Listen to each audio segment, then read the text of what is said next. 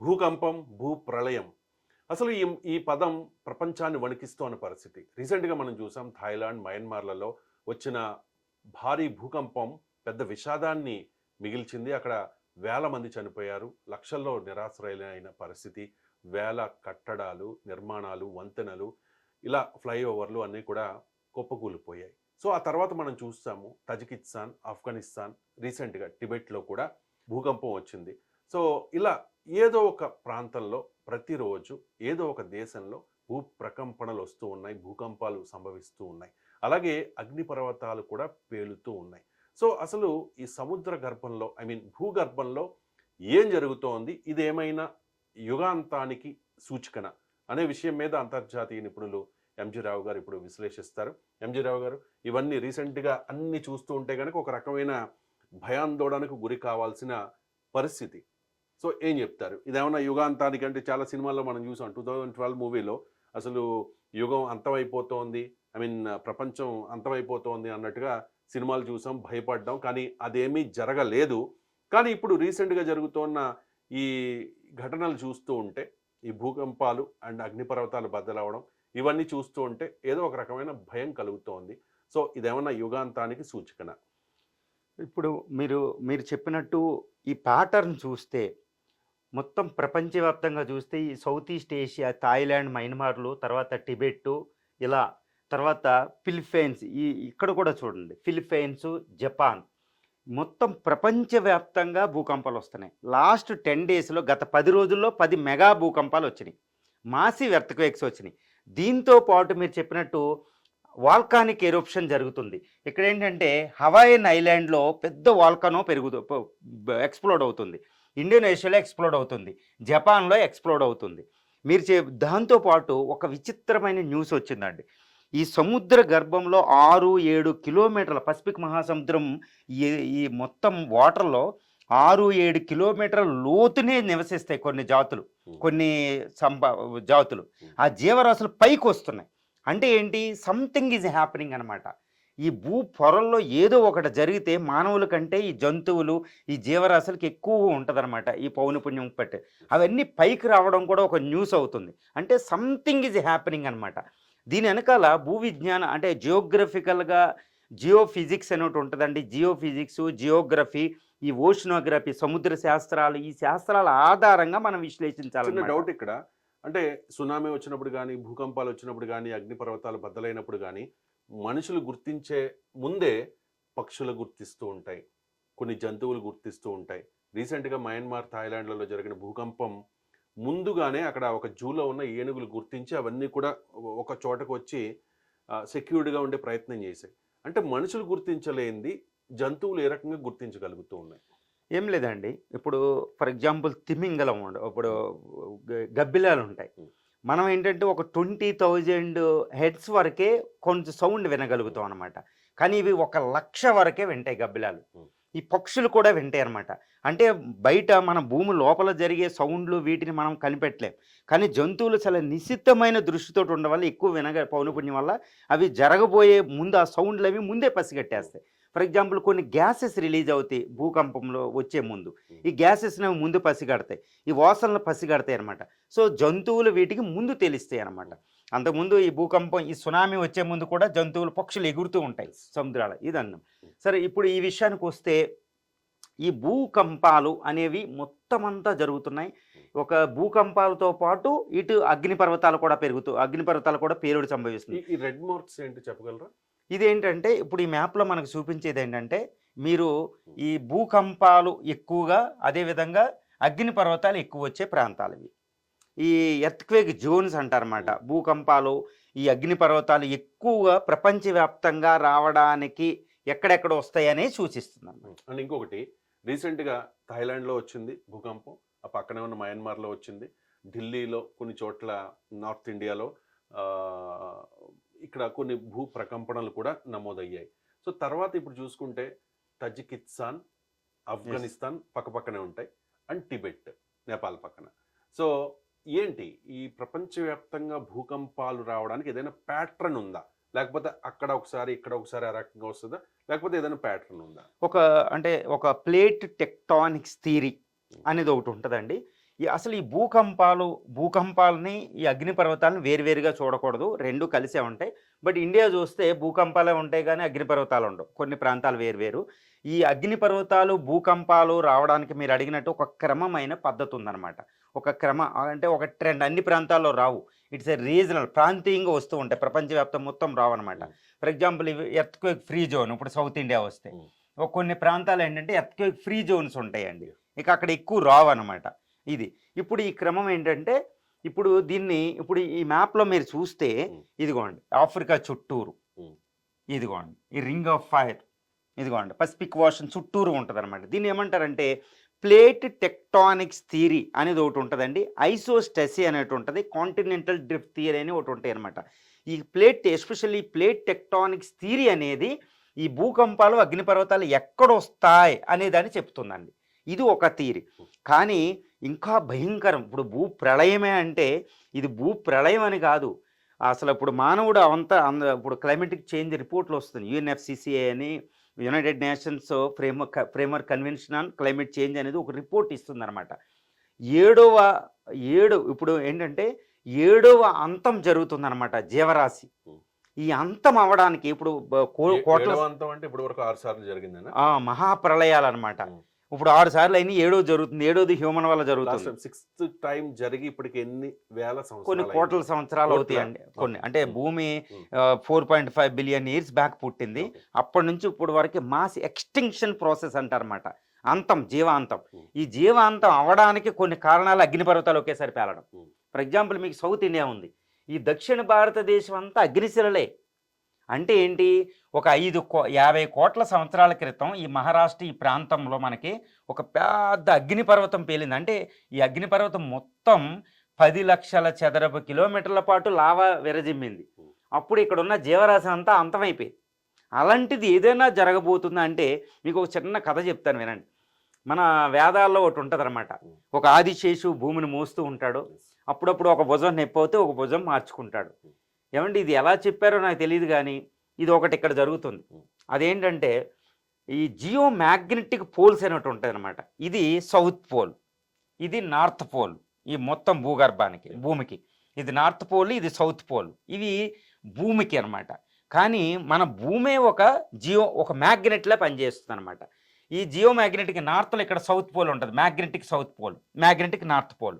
Recent survey ఏం చెప్తుందంటే US geological survey అని ఇంకా కొన్ని చెప్తున్నది ఏంటంటే ఈ మ్యాగ్నెటిక్ పోల్స్ మూవ్ అయిపోతుంది. ఈ కెనడా నుంచి సైబీరియా వైపు మూవ్ అవుతుందంట, రోజుకి 50 కిలోమీటర్లు చొప్పున అనమాట. ఇదే నేను ఇందా చెప్పాను కదా, ఆదిశేషి ఈ భుజం నొప్పి అవుతే ఈ భుజం మార్చుకోవడం అనేది.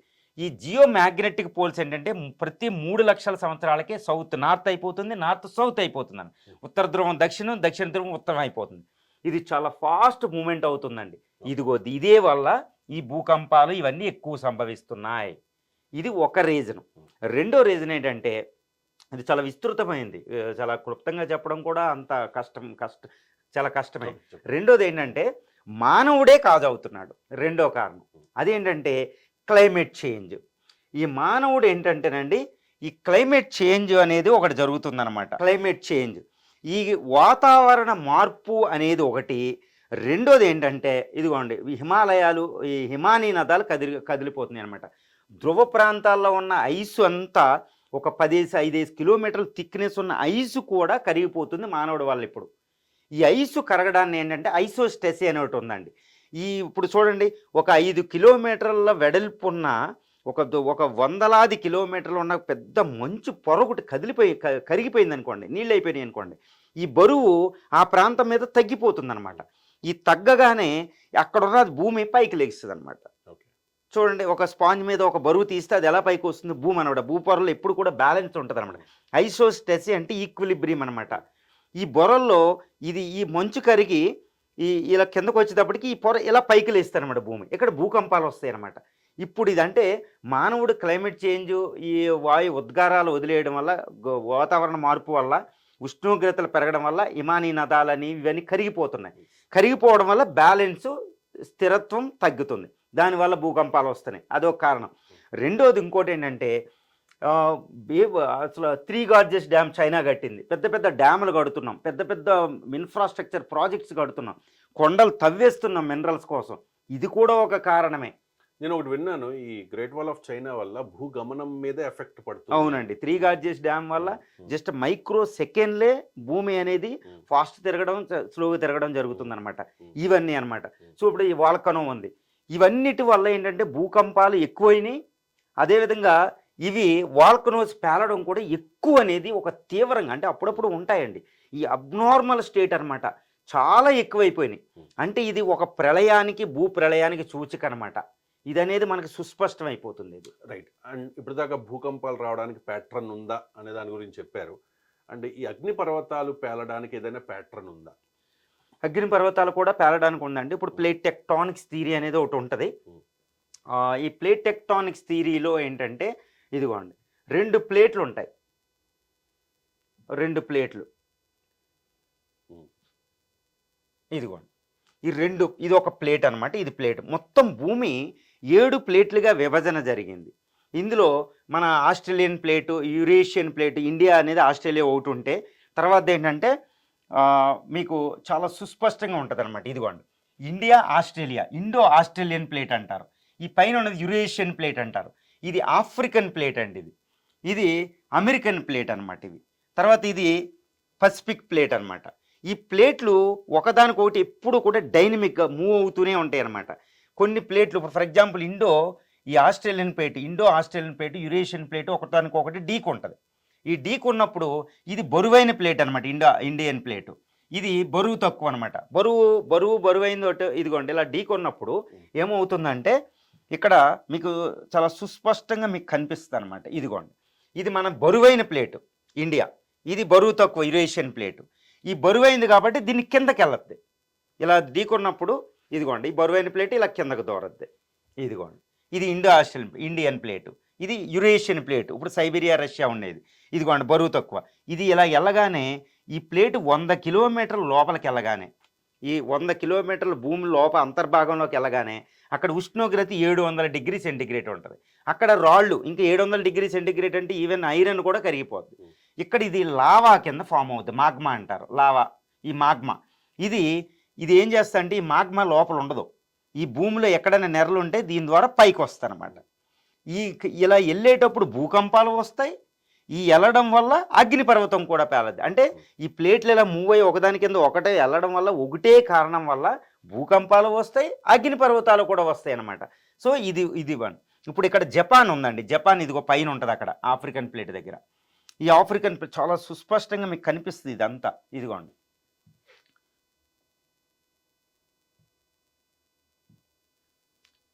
ఈ జపాన్ ఉంటుంది. ఈ జపాన్ ఏంటంటే మీకు జపాన్ పైన ఈ జపాన్ ఇలా రావడం వల్ల ఇక్కడ పైకి వాల్కనో భూకంపాలు వస్తూ ఉంటాయి అన్నమాట. ఇదే విధంగా ఈ సునామీ 2004లో వచ్చిన సునామీ కూడా ఇదే విధంగా వచ్చింది. ఒక మైన్మార్ ప్లేటు, చిన్న ప్లేట్ కిందకి దూరిపోయిందనమాట. ఇలా నెరలు పడి సముద్రం అంతా కిందకి వెళ్ళి ఇది వస్తుంది అనమాట.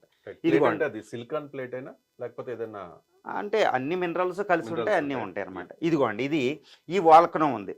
సునామీలు ఎలా వస్తాయి, వాల్కనో ఎరప్షన్. ఇప్పుడు దీనికి ముందు మీరు చూసిన ఫోటో ఉంటుంది అనమాట. అసలు ఇదిగోండి, ఇది మౌంట్ క్రాకటోవా అంటారు దీన్ని. మౌంట్ క్రాకటోవా ఇది ఆగస్టు 27, 1883వ సంవత్సరంలో క్రాకటోవా అని పేలింది. ఈ క్రాకటోవా ఏంటంటే ఇది పేలుడు ఎలా ఉందంటే, ఇదిగోండి భూ ప్రళయం అంటే ఏంటో చెప్తాను మీకు అనమాట. ఇది ఇండోనేషియా దగ్గర పేలితే, ఈ పేలుడు ఇండోనేషియా దగ్గర పేలితే, ఇదిగోండి ఇక్కడ పేలింది. ఇది సుమిత్రా ఐలాండ్ దగ్గర పేలింది. ఇదిగోండి జావా దగ్గర ఉంటుంది. ఇక్కడ పేలితే 1883 ఆగస్టు 27వ తారీఖుని పేలింది. ఇది రికార్డెడ్ హిస్టరీ. 1883 అంటే బ్రిటిష్ వాళ్ళు మన ఇండియాలో ఉన్నారు, అంతా రికార్డెడ్. ఇది పేలితే దీని తీవ్రత కెనడా వరకు వినపడింది. 2, ఇది పేలడం వల్ల దీని నుంచి వచ్చే పేలుడే కాకుండా యాష్ అని ఉంటుంది అనమాట, బూడిదనమాట. కొన్ని 100 కిలోమీటర్లు అంతరిక్షంలోకి వెళ్ళిపోయింది. ఒక పర్వతం అంతరిక్షంలోకి వెళ్ళిపోయింది అనమాట. దీనివల్ల వచ్చిన యాష్ భూమి అంతా కప్పివేయబడింది. ఈ భూమిని కప్పివేయడం వల్ల సూర్యరశ్మి భూమిలోకి రాకుండా 2 నుంచి 3 డిగ్రీల సెంటిగ్రేడ్ పడిపోయింది భూమి మీద. అదనమాట ఈ యాష్ అంత తీవ్రమైందనమాట. ఇలాంటి ఎర్త్క్వేకులు, ఇలాంటి వాల్కను ఈ అగ్నిపర్వతాలు ఒకేసారి 10 పేలినాయి అనుకోండి, అంతే, భూమి మీద ఒక్క జీవరాశి బతకరు. అది భూప్రళయం అనమాట. ఇలాంటివే ఇదిగోండి ఇక్కడ అంతకుముందు కోటాను కోట్ల సంవత్సరాల క్రితం జరిగినాయి అనమాట. అందువల్ల అప్పుడప్పుడు భూకంపాలు వచ్చినాయి, ఇది వచ్చినాయి కాదు. 2012 మూవీ ఉంటుంది చూడండి, 2012 మూవీలో ఒకేసారి భూకంపాలు, అగ్నిపర్వతాలు ఒకేసారి పేలిపోతాయి అనమాట. ఇది జియో మ్యాగ్నెటిక్ చేంజెస్ అంటారు. ఈ భూ అంతర్భాగం కింద మనకు ఒకటి ఉంటుంది అనమాట, ఈ క్రస్ట్ అని ఒకటి ఉంటుంది. పైన పొరలు, మనం భూమి ఉండేది ఒక 10 కిలోమీటర్ల వెడల్పుతో ఉంటాయి. దాని కింద మ్యాంటిల్ అని ఉంటుంది ఒక 700 కిలోమీటర్లు. తర్వాత కోర్ అని ఉంటుంది అనమాట. ఈ ఈ క్రస్ట్, మ్యాంటిల్, కోరు, ఈ క్రస్ట్ అనేది మనం కింద ఒక లావా లాంటి పొర కింద మనం ఇక్కడ తేలియాడుతూ ఉంటాయి అన్నమాట ఇవి, ఈ భూ పొరలు. మీరు చెప్పారు కదా ప్లేట్స్ అని చెప్పి, 7 ప్లేట్స్, అవి భూమికి ఎంత లోతులో ఉంటాయి? ఈ ప్లేట్స్ ఏంటంటే ఇప్పుడు మన పైన ఈ భూ పొరల నుంచి కింద ఒక 100 కిలోమీటర్లు, 70 కిలోమీటర్లు, 30 కిలోమీటర్లు ఉంటాయి. అదే పసిఫిక్ మహాసముద్రంలో అసలు ప్లేటే లేదు, మొత్తం మైరియానా ట్రెంచ్ దగ్గర. మిగిలిన చోట ఒక 5 కిలోమీటర్ల నుంచి ఈ హిమాలయాల దగ్గర 100 కిలోమీటర్ల విడుతు కూడా ఉంటాయి అన్నమాట. ఒక 30 కిలోమీటర్ల యావరేజ్ విడుతుతోటి ఉంటాయి ఈ ప్లేట్స్. దాని కింద ఒక ద్రవం లాంటిది ఉంటుంది, ఒక ప్లాస్టిక్ని కరిగిస్తే వచ్చే చిక్కటి ద్రవం కింద మ్యాంటిల్ ఉంటుంది అనమాట. దానిపైన ఇవి తేలియాడుతూ ఉంటాయి, అందువల్ల ప్లేట్స్ మూవ్ అవుతూ ఉంటాయి అనమాట. ఇదనమాట. అందువల్ల ఈ భూకంపాలు అదేవిధంగా ఈ 2 అగ్ని పర్వతాలు ఒకే రకంగా ఒకే కారణం వల్ల జనించబడతాయి. రైట్. అంటే గత కొంతకాలంగా కొన్ని సంవత్సరాలకు చూస్తున్న ప్యాటర్న్ని మీరు అబ్జర్వ్ చేస్తే మీకు ఏమనిపిస్తోంది అంటే, భూకంపాలు రీసెంట్గా వస్తూ ఉన్నాయి, అక్కడక్కడ భూప్రకంపనలు చూస్తూ ఉన్నాం, దాంతోపాటు అగ్నిపర్వతాలు కూడా కొన్ని చోట్ల పేలుతూ ఉన్నాయి. ఈ ప్యాటర్న్ అంతా గమనిస్తే మనం యుగాంతానికి వెళుతూ ఉన్నామా? ఇది ఏదైనా భారీ భూప్రళయానికి సూచన, లేదంటే దీనివల్ల జరిగే పరిణామాలు ఏంటి? ఇప్పుడు US geological survey organisation, US oceanic administration అని ఒకటండి. మన ప్రపంచవ్యాప్తంగా జరిగే యూరోపియన్ యూనియన్, జపాన్, ఇవంతా ప్రపంచవ్యాప్తంగా జరుగుతున్న పరిశోధన చూస్తే ఇవి ఏంటంటే ఇప్పుడు జరుగుతున్నది ఏదో ఎప్పుడు వచ్చే ఒక నార్మల్ ప్రక్రియలాగా జరగడం లేదు, అబ్నార్మల్గా, అంటే ఒక అసాధారణంగా జరుగుతుందన్నమాట ఇది. ఇప్పుడు చూడండి, ఒక 6-7 కిలోమీటర్లు ఎప్పుడు సముద్రం లోపలే కొన్ని జీవరాశులు ఎప్పుడు బయటకు రావన్నమాట, అంత పీడనంలో జీవిస్తాయి, అవి కూడా బయటకు వస్తున్నాయి. విపరీతంగా వేడి వచ్చేస్తుంది అనమాట సముద్ర జలాల్లో. ఈ మంచు విపరీతంగా కరిగిపోవడం, ఈ అబ్నార్మల్గా భూకంపాలు చూడండి, గత 10 రోజుల్లో 10 మెగా భూకంపాల్లో వచ్చేసినాయి. ఇదిగోండి రింగ్ ఆఫ్ ఫైర్ దగ్గర ఏదో జరుగుతుందన్నమాట ఈ ప్లేట్స్ దగ్గర. ఇవి అగ్ని పర్వతాలు హవాయిలో కరుగుతూనే ఉంది. మౌంట్ ఎట్నా అని యూరోపియన్ దగ్గర ఇది చాలా తీవ్రమైంది, రోమ్ దగ్గరలో ఉంటుంది, సిసిలీ దగ్గర, అది కూడా పొగలు విరజిమ్మేస్తుంది హవాయిల్లో. తర్వాత గత 7-8 సంవత్సరాలకు చూస్తే పసిఫిక్ రింగ్ ఆఫ్ ఫైర్లో హవాయి హోంగా అని 100 అణుబాంబుల శక్తి రిలీజ్ చేస్తూ ఒకటి పేలింది. సో ఈ అసాధారణ ప్రక్రియ అనేది ఒక అసాధారణంగా ఉంది కాబట్టి something is happening, something is dangerous is happening below the earth layers అండి. ఈ భూ అంతర్భాగంలో మాత్రం చాలా తీవ్రమైన ప్రక్రియ జరుగుతుంది. 2 యుఎస్ఎస్ అడ్మినిస్ట్రేషన్, స్పేస్ అడ్మినిస్ట్రేషన్ చెప్పడం, ఈ మ్యాగ్నెటిక్ పోల్ కూడా ఏదో 20 కిలోమీటర్లు కాకుండా 50 కిలోమీటర్ల స్పీడ్తో ఇటువైపు జరుగుతుంది. పోల్స్ కూడా షిఫ్ట్ అవుతున్నాయి. సో సంథింగ్ ఎప్పుడు భూ అంతర్భాగంలో కోటాను కోట్ల లక్షల సంవత్సరాలకి అయ్యేది ఇప్పుడు మన టైంలో ఇది వస్తుంది. కాబట్టి ఇది అబ్నార్మల్. కాబట్టి ఈ భూమి మీద ఏదో రావడానికి మాత్రం ఆస్కారం ఉంది. అంటే మనం ఒక మెగా ఎర్త్క్వేకులు ఏదో ఒక ప్రాంతం కాదు, భూమి అంతటికి సంబంధించిన ఒక మెగా ఎర్త్క్వేకులు, అదేవిధంగా భూమి మీద సుమారు 13,500 యాక్టివ్ వాల్కనోస్ ఉన్నాయండి. ఈ యాక్టివ్ వాల్కనోస్లో ఒక 50 వాల్కనోస్ ఒకేసారి పేలడం కానీ, ఈ మెగా ఎర్త్క్వేక్లు ఒకేసారి భూమి అంతా 2012 మూవీ లాగా అనమాట ఒకేసారి సంభవించడం కానీ జరిగే అవకాశాలు మాత్రం పుష్కలంగా ఉన్నాయి. అది కూడా గ్లోబల్ క్లైమేట్ చేంజ్ వల్ల కూడా, వాతావరణ మార్పు వల్ల కూడా మన మీద మనం కూడా ప్రభావం చేస్తున్నాం. సో ఇవన్నీ మానవుడు జోక్యం చేసుకోవడం, ఇవన్నీ ఒకేసారి సంభవించడం వల్ల భూప్రళయం లేదా ఈ భూకంప ప్రళయాలకు మాత్రం మనం దగ్గరలో ఉన్నాం అనేది మాత్రం ఇక్కడ సుస్పష్టంగా మనకు కనిపిస్తుంది. ఎందుకంటే ఇక్కడ నేను ఊహించి చెప్పడం లేదు, గత 4-5 సంవత్సరాలుగా పరిశీలిస్తే మీకు వచ్చే భూకంపాలు, ఈ అగ్నిపర్వతాల వల్ల మనకు అర్థమైపోతుంది అది. సో సర్వేస్ అన్నీ దానికే వైపే సూచిస్తున్నాయి. రైట్. అండ్ ప్రకృతి వైపరీత్యాలు, భూకంపాలు, సునామీలు, అగ్నిపర్వతాలు పేలడం, దీనిలో కొన్నిటిని మాత్రం ముందుగా మనం అంచనా వేయచ్చు.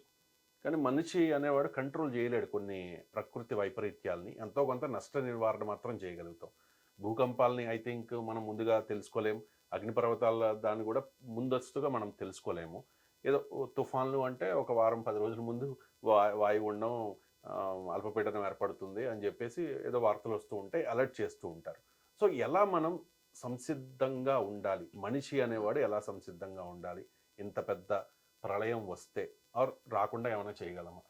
అదేనండి. ఇప్పుడు మన ఇండియాలో చూస్తే 150 కోట్ల జనాభా, 800 కోట్ల జనాభా, అందరం అభివృద్ధి అభివృద్ధి అంటున్నాం. జన సమ్మర్దం, అద్భుతమైన ప్రగతి. ఇప్పుడు ఒబామా గారు చెప్తారన్నమాట, ప్రపంచంలో మానవ చరిత్రలో ఒక అద్భుతమైన సమయం ఏదంటే ఇదేనంట, తర్వాత బాగో. ఇప్పుడు చూడండి, ఇంత భూప్రళయం, భూమి లోపల మనం ఏమి కంట్రోల్ చేయం. మీరు చెప్పినట్టు విపత్తులు మనం కొన్ని పసిగట్టలేని, ఇవి పసిగట్టలు అసలు ప్రిడిక్ట్ చేయడానికి కూడా వీల్లేని విపత్తులు అనమాట. కానీ ఇప్పుడు ఈ ప్యాటర్న్ మనకు చూస్తే ఏదో విపత్తు అనేది మన ముందు ఉంది. ఈ క్లైమేట్ చేంజ్ అనేది కంపల్సరీ ఉంది. ఈ విపత్తు, ఈ భూకంపాల విపత్తు అనేది మనకు ఆల్రెడీ ముందు వచ్చేసింది. కాబట్టి మనం ఎట్టి పరిస్థితుల్లో ఇప్పుడు కొన్ని సర్వే ఆర్గనైజేషన్స్ ఉంటాయి అన్నమాట. సునామీ ఎప్పుడు వస్తుంది, ఈ ఇండియన్ ఓషన్స్ ఇన్కాయిస్ అని ఉంటుంది, హైదరాబాద్లోనే ఉంటుంది. ఈ భూకంపాలు సర్వే చేయడానికి ద బెస్ట్ ఏంటంటే యుఎస్ జియోలాజికల్ సర్వే ఆర్గనైజేషన్, ఇండియాలో ఎన్జిఆర్ఐ హైదరాబాద్లో ఉంటుంది. ఇలాంటి ప్రీమియర్ ఆర్గనైజేషన్స్ అనేవి వీటి మీద రీసెర్చ్ చేస్తున్నాయి. అద్భుతమైన రీసెర్చ్ అనేది జరిగింది. కాబట్టి ఇవి ఎక్కడెక్కడ భూకంపాలు వస్తాయో అక్కడ ఏది అనేది, ఇప్పుడు జపాన్ చాలా అడ్వాన్స్గా ఉంటుందండి. సో ముందు వచ్చేసింది. పసిగట్ట లేకపోయినా ఏదో ఒక రోజు వస్తుంది అనే సూచిక మనకు వచ్చేసింది. ఈ విషయంలో మనం జాగ్రత్త పడవలసిందే. ఎట్టి పరిస్థితుల్లో మనం జాగ్రత్త పడాలండి.